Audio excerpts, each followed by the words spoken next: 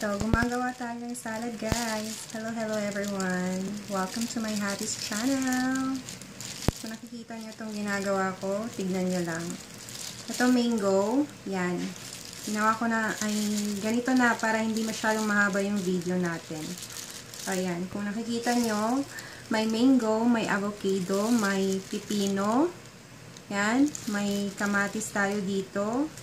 Then, may sibuyas. Isang buong sibuyas yung nilagay ko. Yan.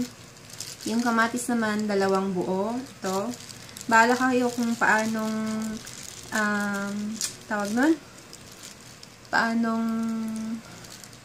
hindi ko na alam. Paanong, pagkaka-slice ang gagawin ninyo. Sa akin, ganyan lang siya. Tayo lang naman ang kakain, so walang arte-arte dito. Then, ayan, malinis naman yung table ko. Ayan, anong tawag dito lang? Lettuce. Diba? Mamaya paghalu-haluin natin yan. Wait lang kayo dyan, guys. Meron pa tayong avocado dito na ilalagay. Manood lang muna kayo. Hindi naman masyadong mahaba yung video.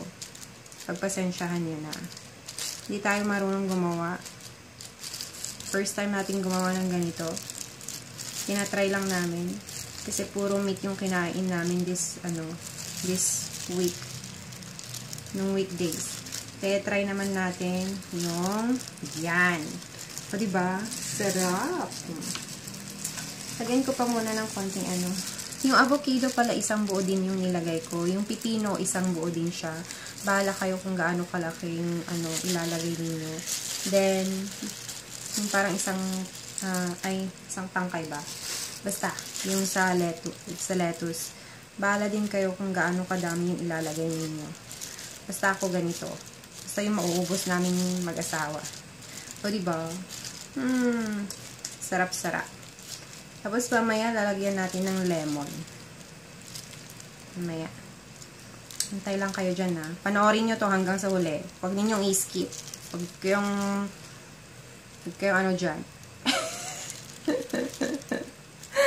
Pinapagalitan mo ba naman yung viewers mo? I-premiere ko kaya to? Or na, love? Tingin mo. Feeling ko gusto ko itong i-premiere.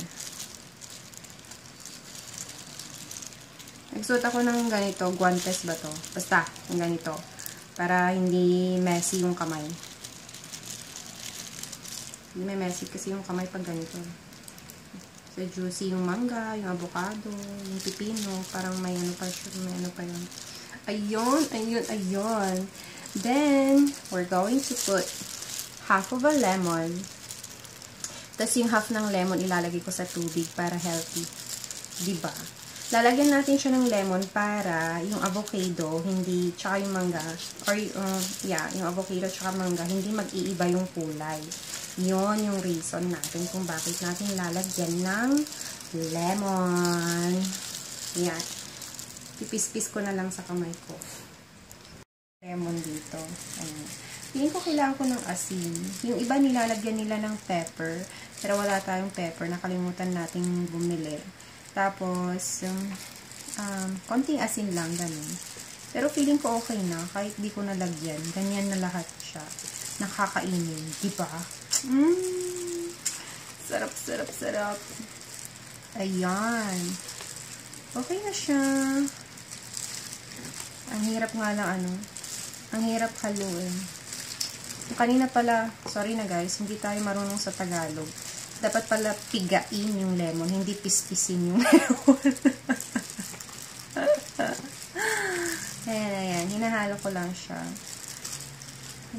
Gentle lang para kasi medyo hinog-hinog yung yung avocado natin. Ayun, diba guys?